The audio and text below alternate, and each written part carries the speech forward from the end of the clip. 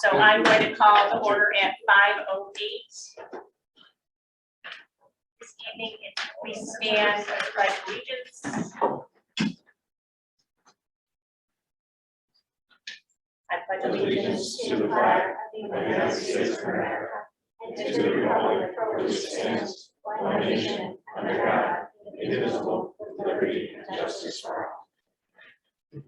Thank you.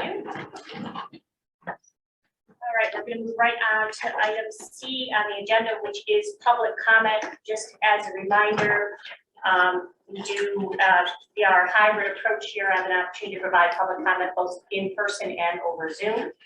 We always give priority to those members who are with us in the room tonight to go first. And then once we've completed there, we will ask if anybody's interested in speaking online, you just raise your hand as the directions state on the screen, and Devin will make sure you can unmute and you can provide your comment at that point. Just remind anybody providing a comment, please give your name and address prior to the comment. So I will open up for public comment in person first.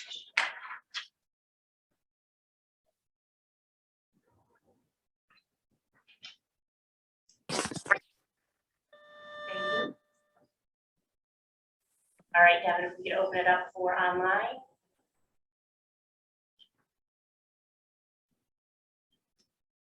I'm not seeing any hands, but we'll give it another few seconds. Okay.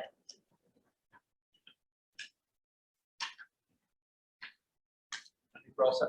All set. All right, great. Thank you very much. So we'll move right on to item D, which is minutes.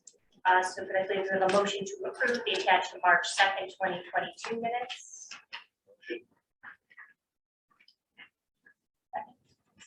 Second. All right, any discussion?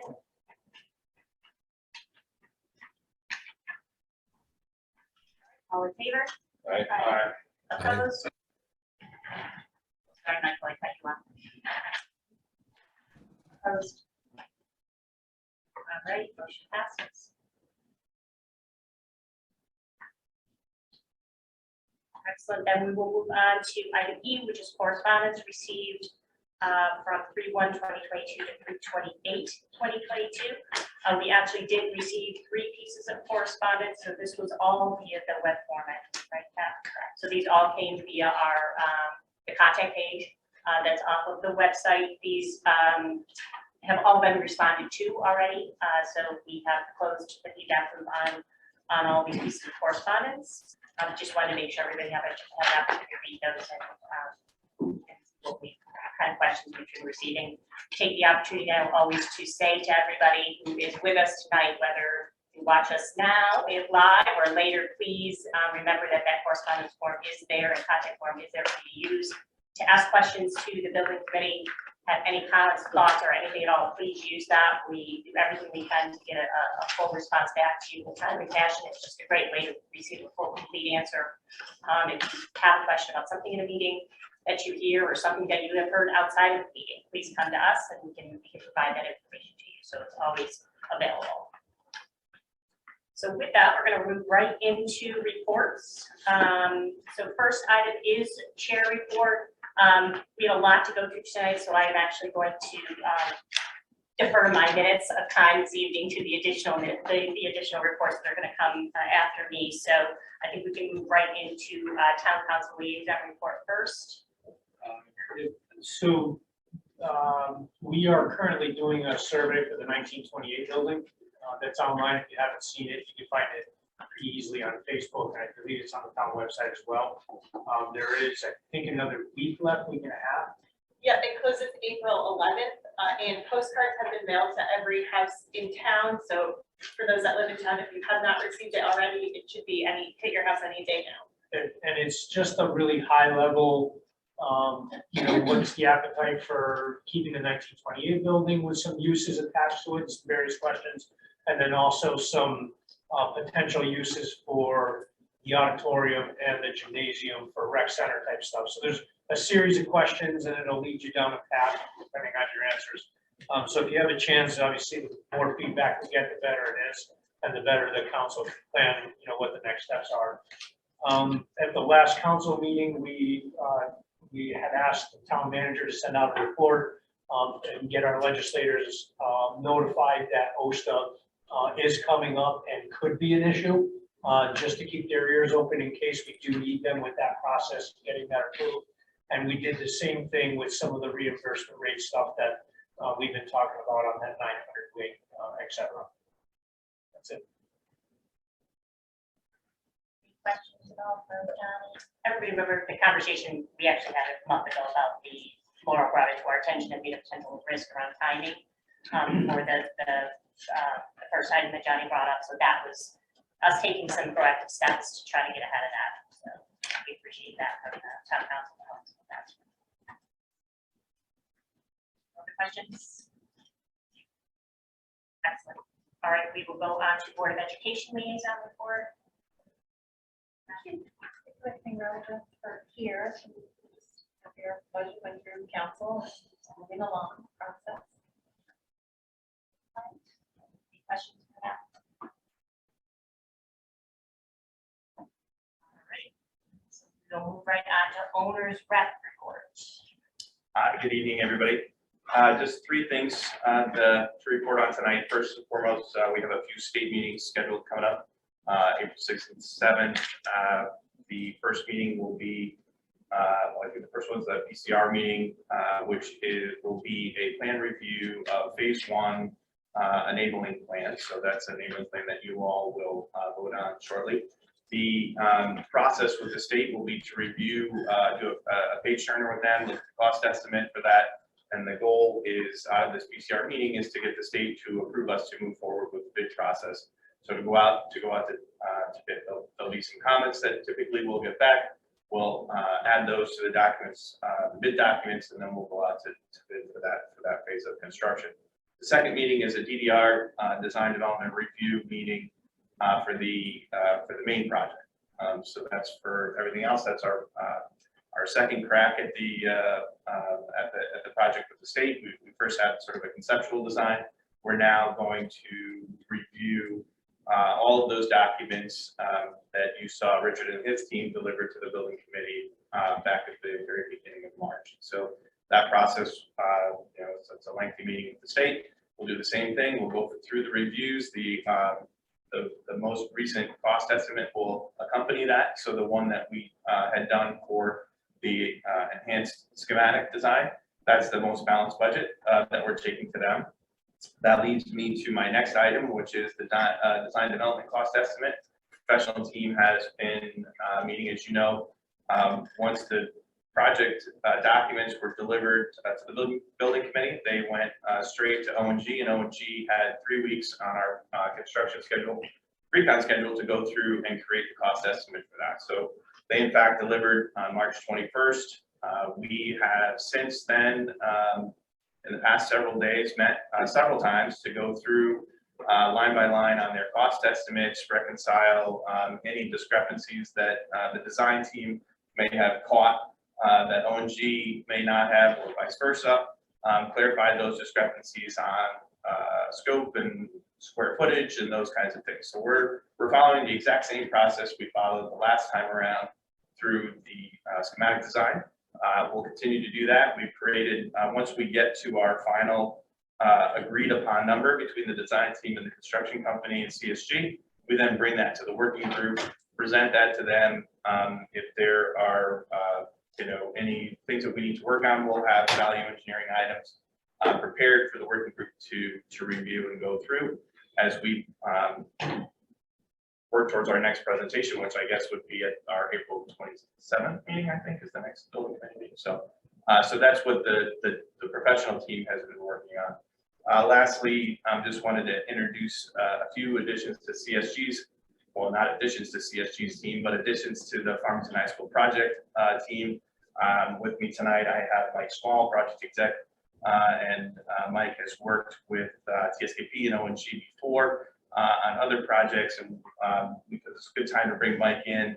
Mike's going to play a more intimate role in the process that I just explained that the professional group is going through over the next several months, well, not several, the next few months, as we get into the completion of construction documents.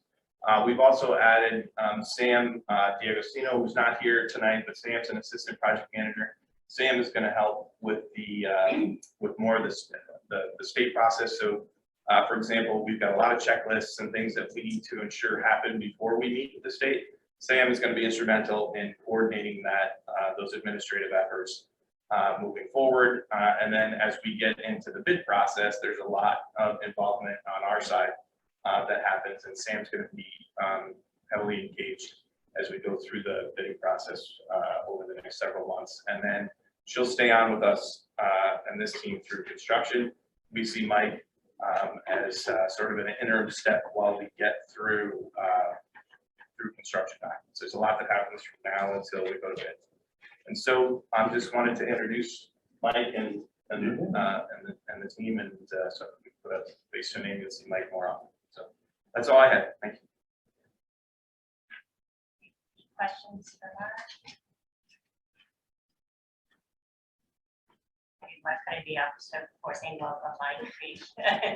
We're happy to have you as part of the team, and happy to have you as part of the conversation. So we're a very open group here, so please, any kind of question, process by all means. Feel free. Anything else that we need to update there? I think. No, I think there are other updates that we covered with professional partnership. Design group. All right, so we will move right on then to the architect. Great, thanks very much, Meg. Last, let's see, March 21st, which was about a week and a half ago, we had a presentation to the Town Planning and Zoning Commission. The purpose of that was to get site plan approval for the entire project. There was quite a lot of questions. We provided answers. In addition to folks from TSKP, both Michael and I were there. We had representatives from our landscape architects as well as our civil engineers and the traffic consultant as well. After that meeting, oh, by the way, they did vote unanimously and approved the site plan application, which was a major milestone. We met the target on Laurel's schedule. In fact, I think we beat the target. Yeah, I think you did. Laurel's schedule. So it was good. It was very good. We did get approvals with conditions of approval. So there was a review that was done by the town's engineering. There were a few pages of comments. We accepted those comments as part of the approval process, and to make sure that the town staff was comfortable with how we are addressing those comments, we had a working session with town staff to do that. And we had that the 29th, March 29th, and it went very well. I thought we had consensus that for phase one submission, phase one plans and specs, we need to submit to the state the approval from planning and zoning. So we couldn't go to the state without that approval in place. So it was a good milestone. But we wanted to make sure, reassure the town staff that we are addressing their comments.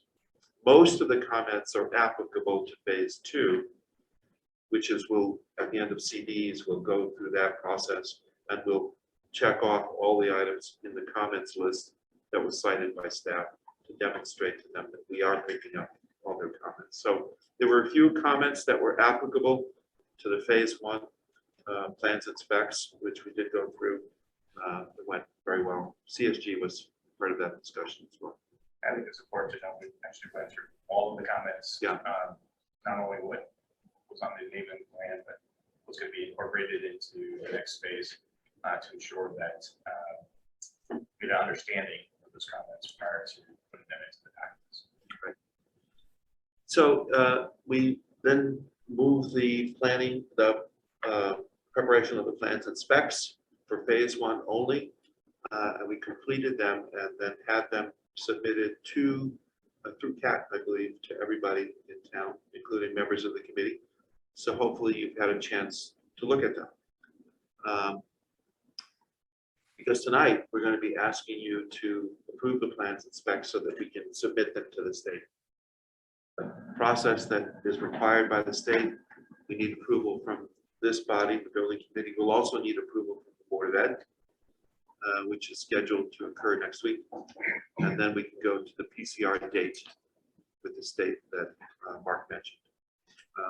I did give to Devin a copy of this plans and specs. Should you have any questions, we can pull out some drawings if you want, or if you want me to do a quick preview of them for you, whatever you prefer. I think it would be helpful for you to do just a quick Sure. preview, I think, for all of us to just kind of see, evaluate it, looking at those independently. Might be, and having a little context around it, I think might be helpful. Sure. So Devin, if you will. Specifications are not the best thing to start You have with. the drawings? I would do the drawing. Yeah, yeah. The drawings. There you go. All right, so hold it there for a second, Devin, if you don't mind. So we have here, this is the cover sheet. It was authored by TSKP Studio, also SLR, Richter and Segan, as well as Kohler Ronan. Kohler Ronan, you may recall, is our MEP consultant, mechanical, electrical, plumbing. Why them for phase one? Well, because we have temporary lighting that we're going to be installing as part of the student parking lot area. So we do have a drawing here that illustrates the electrical work that's required. There's a total of 19 drawings plus a cover. And they're labeled as we traditionally do. The drawings labeled C are by civil engineers. Drawings labeled prefaced with the letter L are landscape, and then E are electrical drawings. In the set, you'll find a site survey, which you've seen before. If I could ask you to turn to sheet C2. There you go. That sheet illustrates the utility demolition that will occur. And this is to make way for the construction area, as well as to make way for the temporary parking lot. Devin, if you use your cursor, you can point out. Just to orient everybody. Just to orient everybody. Actually, if you don't mind, Diana? And just while they're switching places, I just, for those of people that are joining us online that can't see the screen, these were included in the agenda packet, so you have the ability to see these if they wanted to see them on their end as well. Once again, for everyone's benefit, this is report Monteith Drive. Town Hall is on the right as you come up Monteith. The library is on the left. And then there's this building here called Staples House, which is adjacent to the parking lot that serves the library. The existing building is located here. Again, I'm sure everyone remembers. And the location of the new building is here, this heavily dotted black line. So you'll see there are notes here and hash marks that are associated with facility removal to make way for the new building site work and building construction. All of the utilities of the underground power, gas, whatever might be up there that services the building.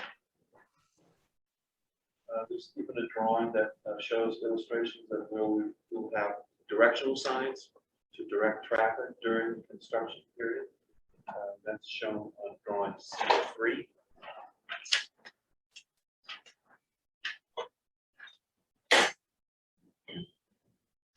Erosion control. So we need to make sure that the site contractors are putting the proper measures in place to make sure there isn't stormwater runoff during the construction duration. So this sheet illustrates where those erosion controls occur. There's also an area designated here, a stockpile area. This is a soil stockpile area that is going to be staging for that soil before actual building of the building occurs. They'll scrape off the soil and stockpile. So we had to actually calculate how big an area that would be, where it would be located for the contractors to know what to do. Then there are details that are associated with erosion control.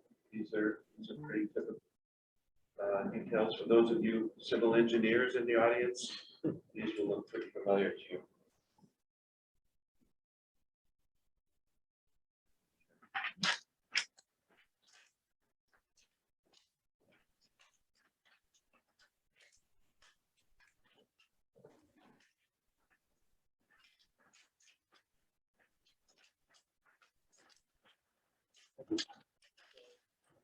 All that rustling of paper that you're hearing, kind of an actual full-size sheet that I'm going to turn over to Kat to make part of the permanent record. It's a much smaller set than we delivered. This is true. No wagon this time. No wagon this time. So drawing L6 shows site demolition. You know, we're going to be removing the ball field that's out there. We're going to be removing trees. We're also will be taking existing parking lot light poles, and then we're going to be moving them to the temporary parking lot. So this diagram, these diagrams illustrate all of that activity. The landscape drawings are enlarged because there's more detail to be shown. So you'll see a larger scale series of drawings.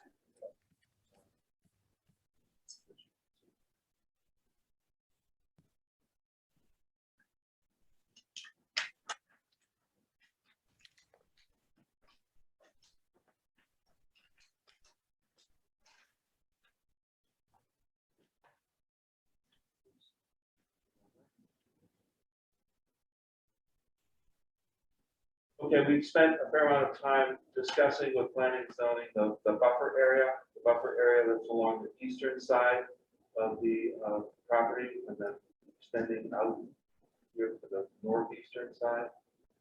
We are showing a pedestrian walkway that is goes around the construction area here. This is a paved walkway so that people coming to the school, pedestrians that are coming from the neighborhood, and get around the construction zone safely and then enter the school. We also are going to be doing planting in that buffer area. The actual timing of that planting will depend upon the planting season. It probably won't happen until later, maybe in the project. We have some discussions with ONG about that. Nevertheless, it's included in this phase 1 site enabling package.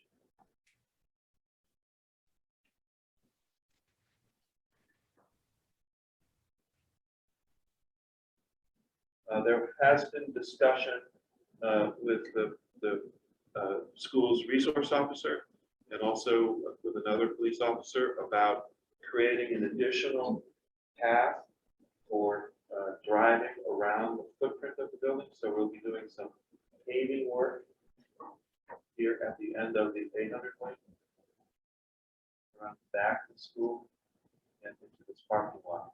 This will give you a little bit more flexibility. I think we talked about this. I think Scott was part of that conversation. So this has been incorporated into the plans so that we are accommodating that request from the police. This gives you a little bit more flexibility in the drop off. Just want to make sure everybody's clear on what they're looking at there and the difference between some of the things we talked about and that additional flexibility. Does everybody understand how what Richard's explaining there? Well, no, it's basically on the back side of the building. It's going around. Does that make sense to everybody? Essentially between the building and the concession stand that's there for the sports field, for the athletic fields. That's creating a access for queuing. So if the number of cars starts to back up down Monteith on drop off and pick up, there'll be an additional drive lane that we can That's correct. add vehicles to For morning drop off only. for morning drop off. Yes, that's a good point. Yes, that's correct. Only morning drop off. And I know there's conversations, Scott, obviously you can see where this comes around the building, making sure that's makes sense with bus parking and everything else back there, but that's all that. Right. We are putting pavement here right now. It's not all paved. There's a grassy area there. So that will be paved. There's a little bit of regrading work here where we approach the slope to create that room that's necessary to go safely around the building. Is everybody good with that one? That's a little bit different than some of the things we talked about.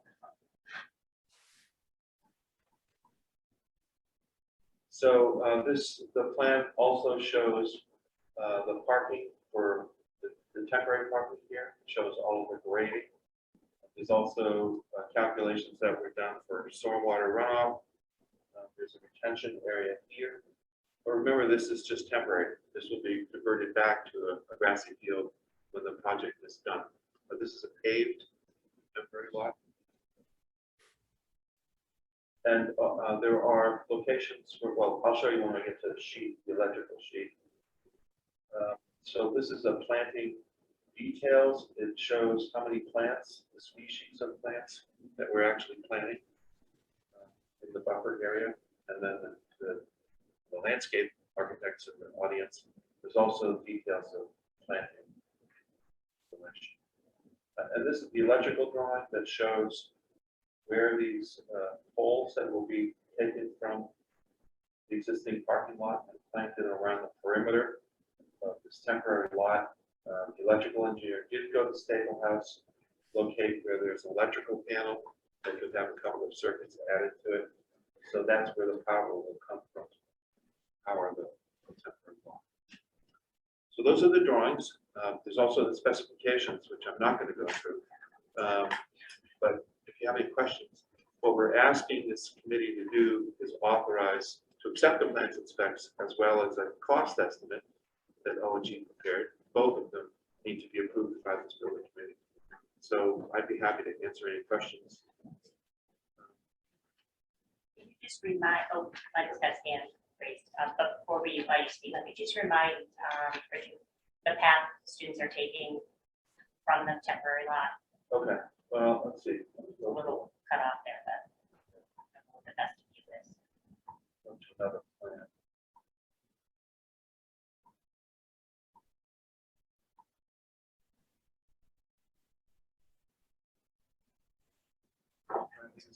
Yeah, so this has a pretty good overall picture.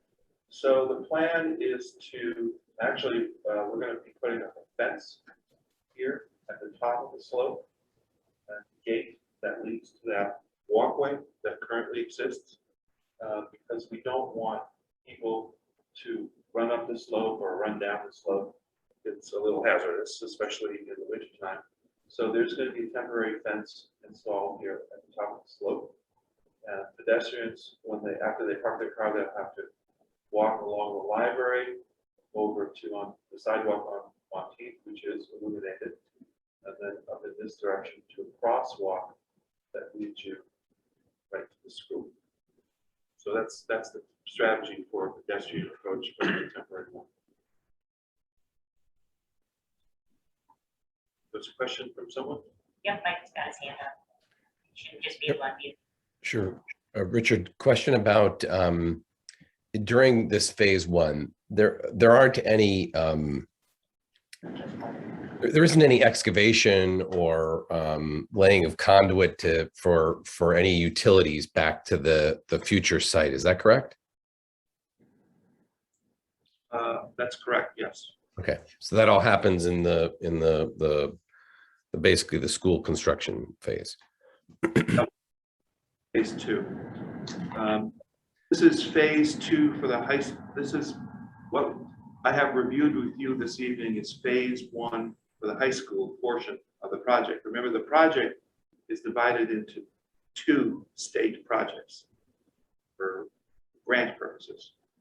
We have the grant and the project for the high school itself, and then there's the grant and the project for Farmington Public Schools and the lock repairs.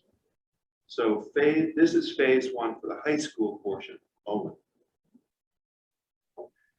And is it in phase two of the high school portion that the utility, the excavation for utilities and whatever pipes we need to get them back there, that would happen in phase two of the high school?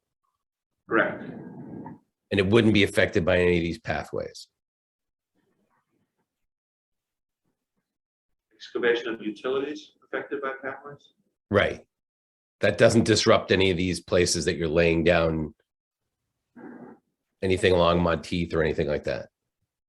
I don't have with me the phase two utility plans. If there is an interruption, it'll be just a temporary interruption. Okay. I can't, there won't be some disruption in utilities, but we'll minimize it. if there is. I guess what I'm saying is you won't be needing to dig up any areas that you've just laid down new asphalt on. No, I don't expect that's necessary. Okay. No. And then I have one question, and I can't remember if I conveyed it before, Megan. It's really just, it isn't necessarily to anybody who's related to the project team. And given that the school resource officer came up with the idea, I imagine that they've thought it through, but I just want to confirm that the school is comfortable creating this access path along the back. I know the reasons why, and I support those reasons. Do we feel as though that creates any safety concerns in terms of accessibility from the back of the building? I know that when we brought forward this plan to build the new high school, we were citing a number of security concerns about the number of entrances and exits that exist along some of that portion of the building. Or have we just checked in from a straight up security standpoint that independent of the ease of queuing, that this still makes sense, or if there are places that we need to create greater level of security for the back of the building? I'm going to ask School Principal Scott Hurwitz to answer the question. He was part of those conversations. Scott? Hey, Michael, thanks for that question. We actually worked collaboratively with the Farmington Police Department on this plan, so we received the guidance and certainly appreciate all the input from the architects and the traffic engineers and the folks who worked on it from that end. And after reviewing it with the police department, the feasibility for us to one, maintain our best effort to keep Route 4 clear and get as many cars on the property, which is our goal, safely, expeditiously every morning currently. This allows us to get quite a few more cars, and there won't be any ability to drop off. So it's really just going to be, cars are going to be waiting no matter what, which they do in the morning right now. And so the assessment from the police department, who vetted a couple different options, was this just keeps more cars off the roadway and onto our property, but the actual entry point will be a secure entrance monitored by where our security monitor personnel can be. Otherwise, they're just queuing along the roadway and back. That roadway will shut off in the morning once the monitor and personnel, so we'll actually re-gate that off.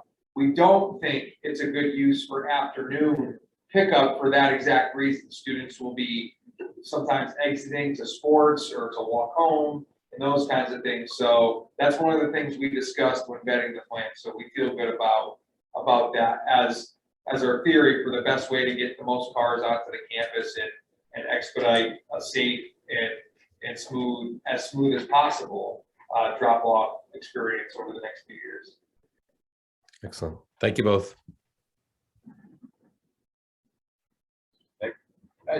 Richard, I don't know if it would just be good for the collective group and the public. What's the net gain loss of parking spaces with the new temporary lot, just so? I think we lose 24 during this temporary period. Okay. And in the end, you'll actually gain 4. Yeah, I just But refresh during everybody. this temporary period, I don't think it's significant loss. And I think also the conversation was that portion of those spaces that you're losing are the ones that are more anecdotal, but up to the right of the tennis courts, which had been reported just through people spending time watching, the traffic patterns in and out, that they're not always those spaces aren't always full. So Scott, I don't know if that's is a truism or not, but those tend to be less utilized. So some of the spaces that you're losing are spaces, I know, right? It's hard to say. Well, if you ask any of our constituents currently, they will argue that point. We are currently struggling Filling up, to find spaces right now. So we've actually allocated more parking spots this year than I'm told we have in 5 years. More passes. The demand's there. I have a wait list, a lengthy wait list at this point, and several customers who would like to find some spots. So, but that's including the back tennis court. So we anticipate the demand to be there and it's going to be there, but we're working on our internal plans of obviously, as we have in the past, service our senior drivers first, then hopefully open it to juniors. This year, we have several juniors waiting and desiring for it. So, Great, thank you, I appreciate it. So the landscape's changing. But we also, will be clear in communicating that we're all gonna have to, work together to make this happen, and that requires, some understanding around it. So we'll work with our students this spring on that as well. Okay, well, if there are no other questions, we'll stop sharing this screen and we'll wait for your So just for the discussion. committee's benefit, obviously this is important information for item G4 on our agenda, but we do have another piece to the conversation that's going to come in our next report. And then we'll kind of talk through that in preparation for that approval. Thank you. Later on in the business section, but anything to make sense. I know that's a lot to look at those sometimes, but I think when you see them and absolutely walk through, Richard, I think that's super helpful for all of us. Okay, thank you. All right. Let me go on to construction manager. As was mentioned, we spent the last month or so working on the cost estimate. We've also prepared the phase 1 construction cost estimate, which you guys will be looking at and approving tonight. We've also had a team back at the main office. We have an MEP coordinator that's assigned specifically to your project. And others, George Gibbons, who's your future superintendent, have done a review of the PPE set. So you'll see a list of review comments that we'll be sending over to the architect. That should be by the end of this week. Obviously preparing the phase 1 bid documents. Tyson Kim Studios put together their set, but there's also the whole front end that ONG has prepared. And just, managing these state submissions. I would like you to warn you, not warn you, but by next meeting, building committee meeting, we should be out to bid, I hope. So the idea is we move on to the state, hopefully we get approval within this time frame, and by our next meeting, hopefully we're out to bid. We will be planning and reaching out to schedule a pre-bid, on-site pre-bid meeting with our bidders. Maybe that will happen before our next meeting as well, so just so you all are aware that we will be doing an on-site walkthrough. We'll show the bidders that, we'll have answer any questions they have, let them see the site. So hopefully, if everything stays on course, by the time we meet again, we will have said we're up to bid and we've had our pre-bid meeting. So just those things should be happening in between these next 2 meetings. So I don't know at what point we're going to present the cost estimate. Is that now or is that later? I think if you guys could present it now, then we have the 2 pieces of information. Okay. So if you can bring up that phase 1 cost estimate. While Devin's doing that, any questions on what Laurel just presented? And everybody's clear again, when we talk about going in, it's for phase 1. Only we've got a lot of work ahead of us still, but Yep. all the plans that we're reviewing, looking at is what Laurel's talking about as far as going out to bid for. And there are no impacts to the schedule as of this moment in time, right? We're tracking this OSTA thing, and once the application is submitted, we will hopefully get a better update. Again, for the next building committee meeting, hopefully we'll have more firmer grasp on what that timeline is. But this is the cost estimate, and so what we do is we do an actual takeoff of all the things that are on the plan, right? We count all the widgets and whatnot. And then with this, we add our reimbursables, so those are the costs for ONG to be on site. You'll also see a couple of little costs in there for design estimate contingency and escalation, because this is prepared somewhat in advance of when we expect to have bids. So there is some sort of flexibility. So even though you see the 784, 595 at the top, when the bids actually come in, I would be taking that design estimate contingency and escalation. So the magic number for the bid is going to be 845, 898. That will be the target. And again, when the bids receive, we'll say this is what's our budget, this is where our bids are. But just because it'll get complicated with the phase 2, it's the same thing. There's going to be construction costs, there's going to be escalation. We're going to roll those up, and then when the bids are open, we'll say, well, this is our budget, this is our cost estimate. So it's not that 784, it's actually 845. And then there's a construction phase fee and our bonds and insurance. So at the bottom, we're anticipating, and we're going to call this a GMP, right? Because we're going to need to do a contract amendment, even though we don't have contract. We're going to do a contract amendment. It's Dawn, let's do it. For this 1,051,000 or whatever the actual number is, there will be a formal document that will then need to be executed, and that's what we would use to submit invoices on. So just to reiterate, we're going to, we're asking you to approve the plans to go out to bid. You're not approving to proceed right away. You will, once the bids come in and we've vetted everything, that's when you'd be pulling and saying, yes, we're gonna go. So all you're doing is letting us go to the state to get all that process. What Laurel said is very important for us to understand. I just want to make sure, say it again, Laurel, what we're actually approving. What you're approving is permission for us to go up to the state so that we can go out to bid so that we can secure the pricing. You're not pulling the trigger on the pricing yet. Once we've had the numbers in, we'll give you the document and you say go at that point. And by then, we will have our DD cost estimate all set and, you'll have the whole picture by then. Does that make sense to everybody? It's a little, it's definitely something that's important for us to understand when we get to our new business item of approval. So we've seen the plans, we've seen the cost estimate. Those two things are required for us to go to have that conversation with the state. What we're saying is, all that does is say, now, once the state says, okay, tell me if I'm wrong here. This is what I do. So far, I'm okay.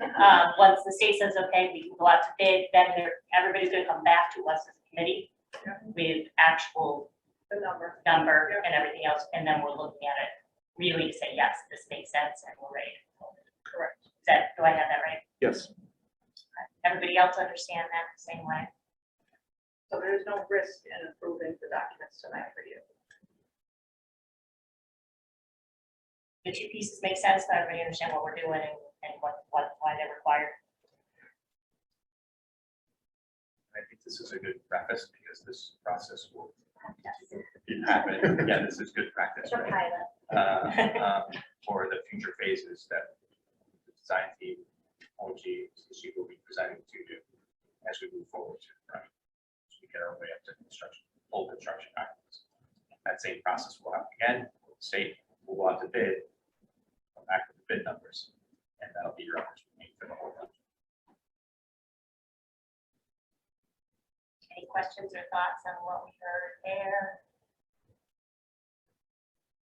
That was just my report. Perfect, thank you, Laurel. Our online members, I don't want to forget you guys up. You guys okay there? All right. All set? Oh, thank you, Kim. Yeah, you're very clear. Thank you. All right. So now we're going to move into communications subcommittee reports. How I do it. And then we can, I was unfortunately couldn't make the professional partnership subcommittee reports, and either Kat or John, take that one. But communications subcommittee report, we actually just had a meeting. And right, you probably guys entered as we were finishing up today. Ira's here with us tonight, which is great. So as we're starting to kind of move forward on next steps, we're talking about a communication plan, a lot around some of the impacts of some of the stuff we just looked at. So for parking, communication around that parking. So we talked a lot about internal communication, external communication, how we're going to manage that. I think we've got a good handle on the plan on the timing around that and making sure we get the right information to the right people at the right time. So we're planning around that. We had a conversation around a newsletter that we're going to talk about coming out. We're probably thinking what time frame? May, early June timeframe for our next newsletter. We talk topics there. Again, we're pretty high level here still, so we're giving general information on kind of major milestones, anything we can have on parking to give people an update. So we kind of some critical information around the project to keep people engaged. One of the things we are going to mention in there hopefully as well is we do want to schedule a community engagement event of some kind, whether that's a hybrid event where people can come and learn more and ask questions. So we'd be looking at that happening post the newsletter distribution so that we can use that as a communication vehicle to make sure people know about that. We also are starting to be in conversations, believe it or not, about groundbreaking. And what that means, I always have the ask out for people who are interested. Alicia already raised her hand, so which is awesome. So if you're interested in helping, we're probably in the next month going to form a groundbreaking kind of committee to help us with that process and just start thinking a little bit more about that. I think we want to make that a pretty significant event for the community based on this project. So that's something that's on the radar as well. Website, please make sure you're referring people to the website for detailed information about the project. That landing page that you first go on is also very important. It gives you the timeline that we're working on, as well as kind of our process and where we are in the process. So it's always a good place to send people to, if they have questions in the community, if you happen to get any, send them there for kind of high level information, and as well as that, that comment form as well is on that landing page. So, I miss anything? Not at all. Very good. So more to come. We're kind of, as you'll see, communications is going to ramp up a little bit more now as we get through the process. A lot of details we're working on right now, but I think we're well on our way there. Any questions or thoughts on that? All right, professional partnership subcommittee report. Kathy, want to take that one? Yeah, so the professional partnership subcommittee met earlier this week and they approved the draft RFP and fee proposals for structural threshold peer review services and code review services. Both of these are included in tonight's agenda for review for the full committee.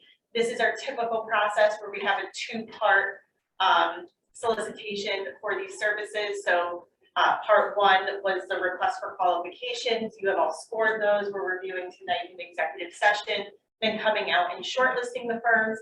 Those shortlisted firms will receive this RFP, and that is the fee proposal. That's where we ask for their costs for this part, for their services. So again, the professional partnership met and approved it, and it's on the agenda for the full committee to approve tonight. Questions on that? Excellent. And then we'll go to our final report, which is the financial report. There's no update on that today. Nice and quick. Okay, excellent. So we've made it through all our reports for the evening. So we're actually going to move right on to new business at this point.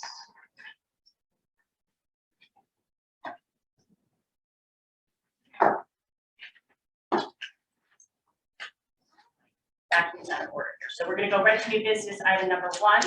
As you remember, we are kind of packaging our approvals for invoices at this point. So we actually have a package here for O&G invoices. So if I could get a motion to approve the invoice package as stated.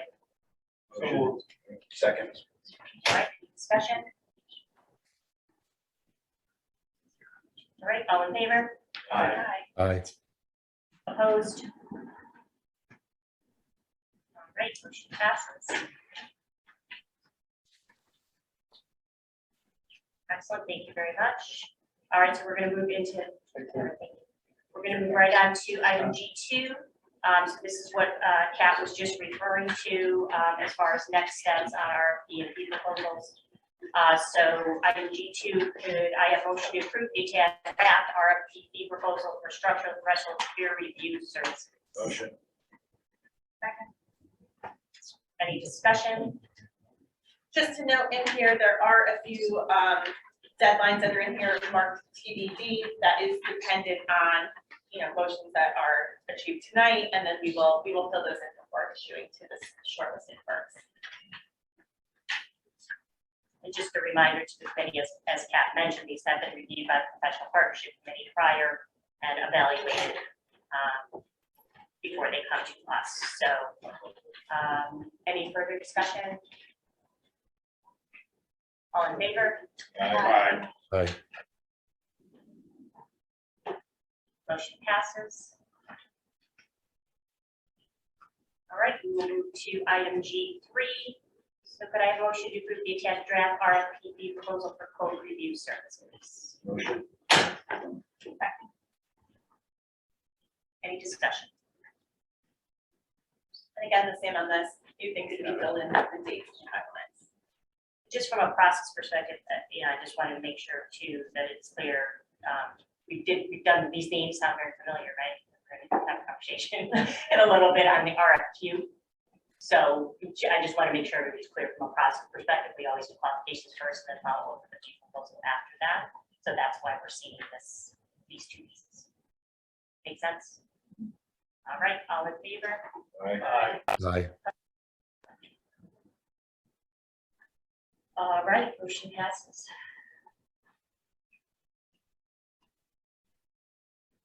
Okay, so now we are going to move on to item G4 as we referenced previously. So now you're going to have to take that.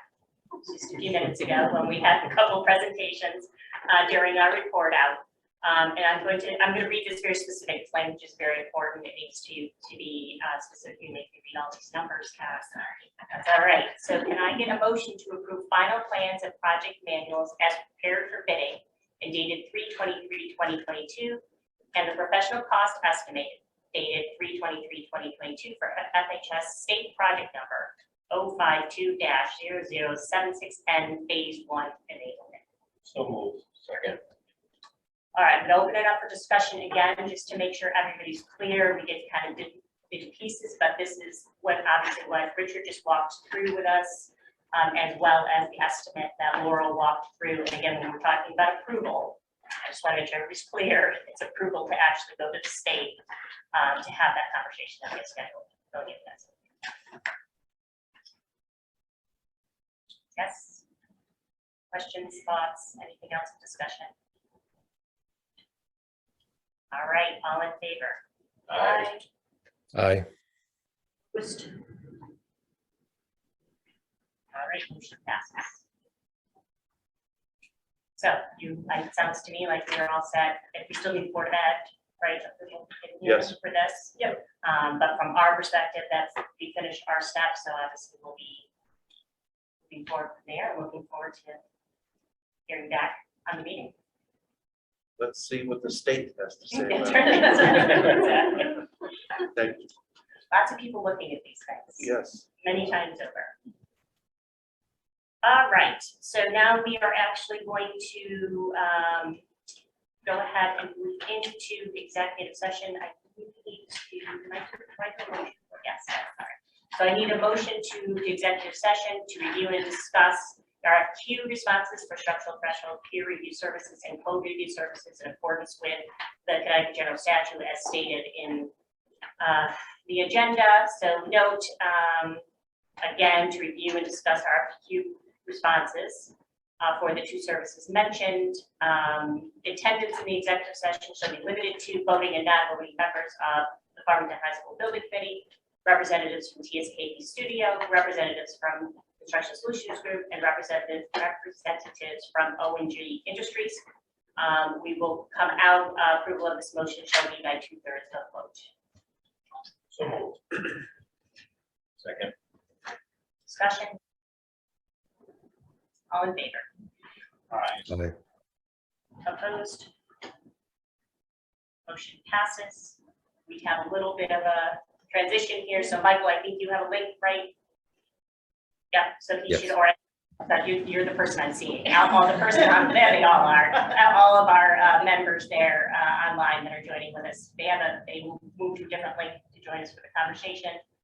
It looks like, right, we are, anybody that was here did leave, so we will, even need a break, a few minutes. Yeah, take a quick. Yeah, let's do a quick, 5 minutes, walk around, say hello to everybody. And then we'll go right into executive session, we'll come back. So we could do like a 5-minute feedback by 6. Just a quick note, also, this meeting will continue to run for those, I believe it's on being streamed as well. And we do join back onto this meeting to conclude the rest of the motion, so. All right.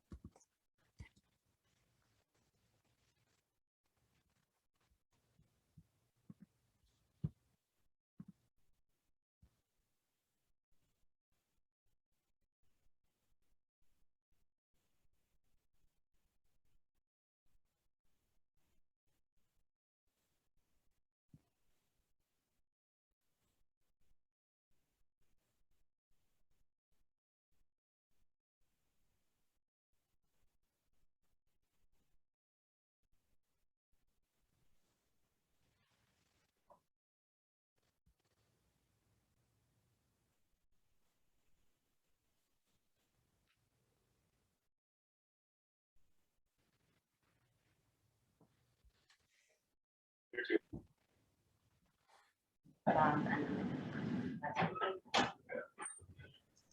General.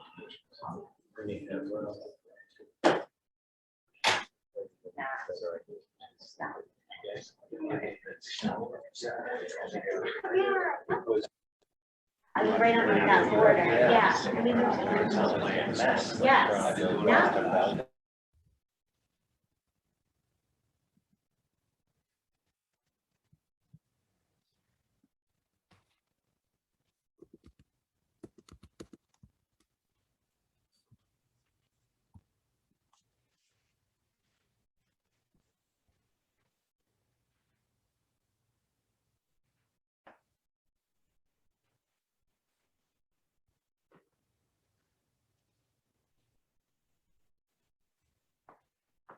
Are you ready? Yep. So we will actually come out of executive session as of 6:33.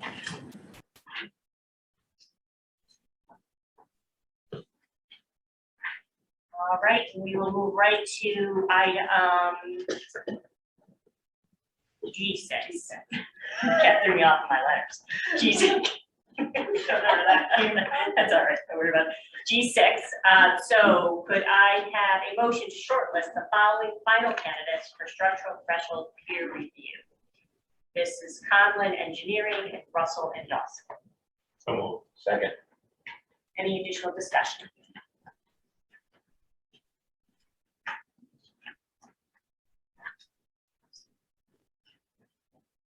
All in favor? Aye. Aye. All opposed? And any abstentions?